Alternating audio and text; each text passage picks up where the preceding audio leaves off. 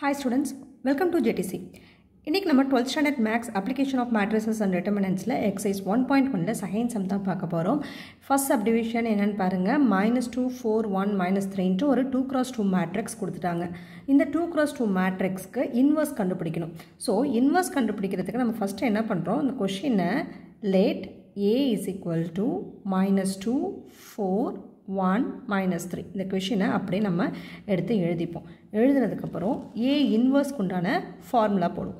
a inverse is equal to formula நமக்கு என்ன 1 by determinant of a into adjoint of a. இதை வந்துட்டு நம்ம determinant of a தான் சொல்லணும். ஸோ இது இப்படி ரெண்டு கோடு போட்டிருக்கனால மாடுலஸ் நம்ம இங்கே மென்ஷன் பண்ணக்கூடாது. மேட்ரிக்ஸை பொறுத்த வரைக்கும் இந்த மாதிரி ரெண்டு கோடு போட்டு இங்கே நடுவில் உள்ள ஒரு டேர்ம் இருந்தது அப்படின்னா அது வந்துட்டு டிட்டர்மினன்ட் தான் நம்ம மென்ஷன் பண்ணணும். சரிங்களா? ஸோ இப்போது ஏ இன்வர்ஸோட ஃபார்முலா என்ன 1 by determinant of a into adjoint of a. இப்போ determinant of a ஃபஸ்ட்டு கண்டுபிடிக்கணும்.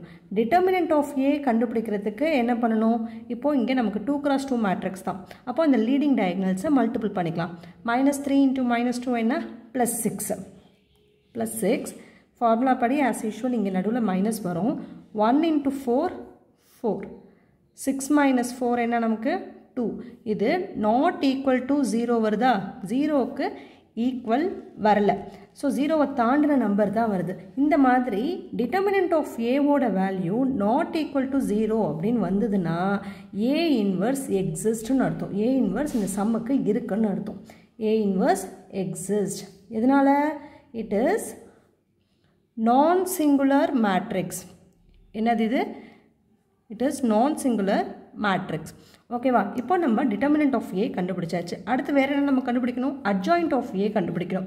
இப்போ adjoint of Aக்கு நம்ம ஆல்ரெடி சொல்லியிருப்போம்.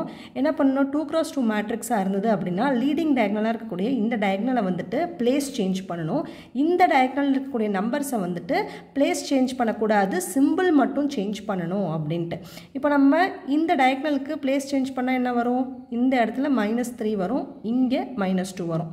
இங்கே இருக்கக்கூடிய நம்பர் அப்படியே தான் இருக்கும். ஆனால் என்ன பண்ணணும்? சிம்பிள் மட்டும் சேஞ்ச் பண்ணணும். இங்கே +4 இருக்கிறது -4 ஆகும், +1 இருக்கிறது -1 ஆகும் மாறும். ஓகேவா? ஸோ இதுதான் நமக்கு என்னது? adjoint of A. இப்போ நம்ம A இன்வர்ஸ் ஃபார்முலாவில் இருக்கக்கூடிய இந்த determinant of A கண்டுபிடிச்சாச்சு. அதே போல் adjoint Aவும் கண்டுபிடிச்சாச்சு.